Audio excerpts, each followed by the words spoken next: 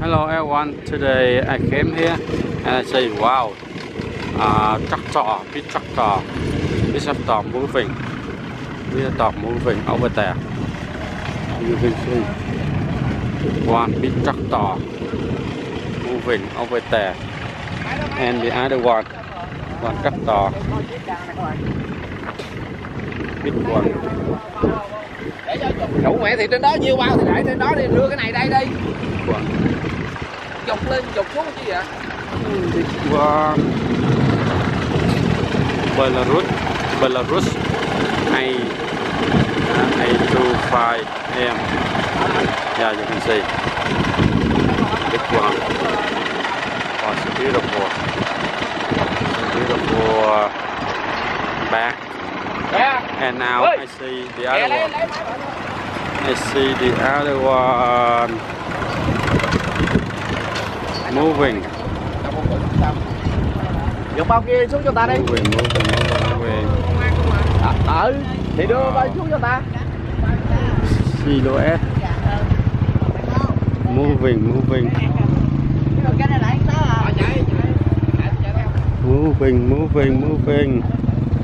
Okay. The other one 4,000. 4,000.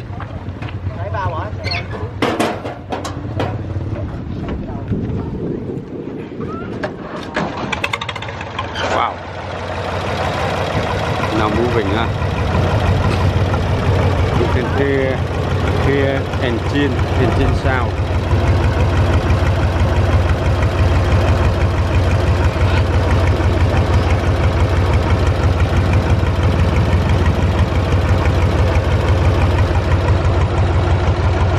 We move around for you to look. Wow, you can see Kubota Japan machine DC 60. Yeah, DC 60 Japan machine. Yeah, you can see. Hai ngày nào không quay ạ? Đó kia đâu? Không nghĩ cái ao đó ông tay tôi trong trên núi rảnh Lâu rồi phải không? Chiến Ma đó. 5-6 tháng trước phải không? Năm rồi á. Giang Ma. Ma 850 của. Nhớ mấy anh này rồi. Đi vô cái đường gì mà sập sình rồi vô tuốt ở trong không? Ông kia hôm nay ông đi làm lại rồi. Ông đi xuống tuốt ở dưới Sóc. Đúng rồi. Ông xuống Sóc Trăng rồi. Làm dưới rồi hả? Ồ, 1 năm rồi ha. Quá lẹ. Wow, now they're moving. Let's see. Wow, they're moving. Đẹp nè anh Vũ. Đẹp á. Để cặp theo luôn, cặp theo quay luôn. They're moving. Wow, so good. I will zooming for you to look. Maybe zooming. Okay, zooming.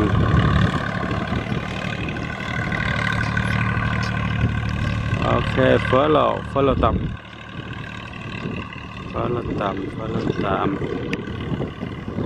Up a little. For you easy to look.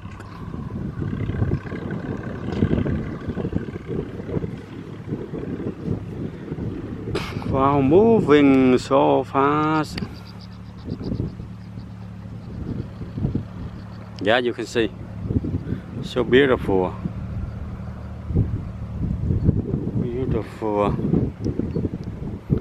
Wow, sightseeing around here. So beautiful.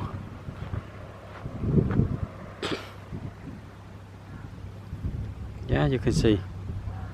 In here I see many ducks around here on the water. And now wow, so far, huh? So far.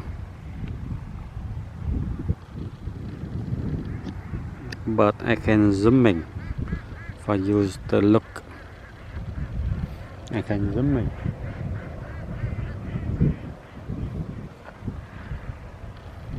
Maybe I think the best one I need to go back and see and let you see some duck.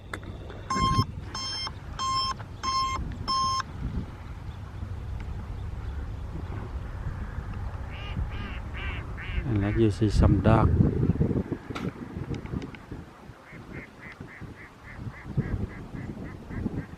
Open. He open already.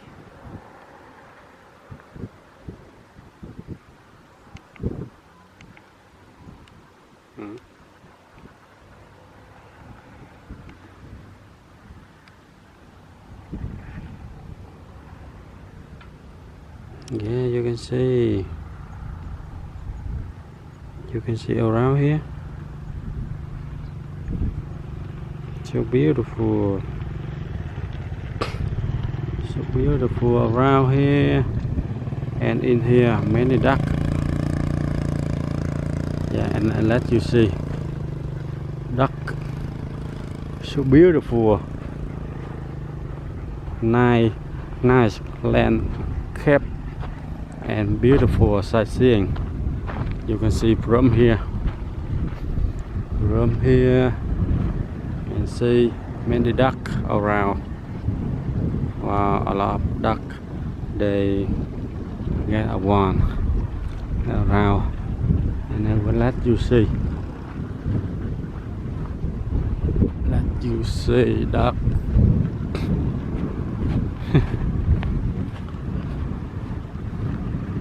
Wow, a lot of wow, they're swimming. They see me and now they're swimming. So wow, so beautiful. And let you see, huh? Follow.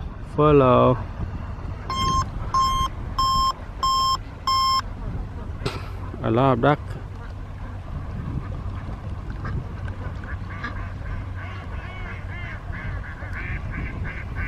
Wow, I love duck.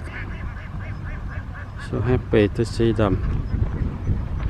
Wow, so happy to see them.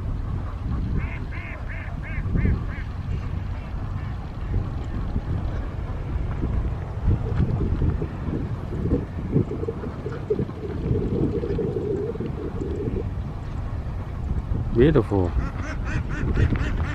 Yeah, we clean a little. For both of you to look.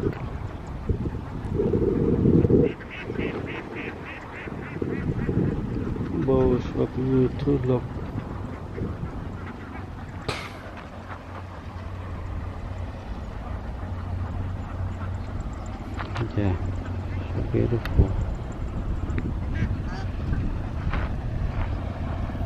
So beautiful around here. Yeah, a lot of duck around here. Yeah, you can see many duck. I love it. And I think you love too.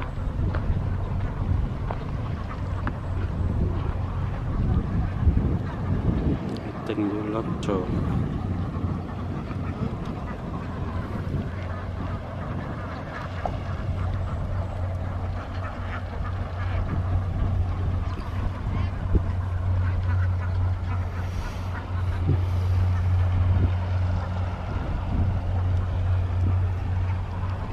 Wow, so beautiful.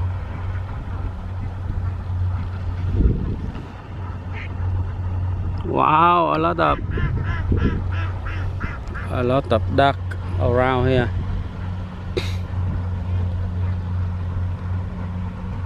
Beautiful, I love it. Duck often say quack quack quack quack quack quack. Quack quack quack quack quack quack. A lot of duck. Yeah, you can see. Okay. Okay, thanks everyone for watching my video about tractor and duck. I love animal. I love animal a lot of. See you.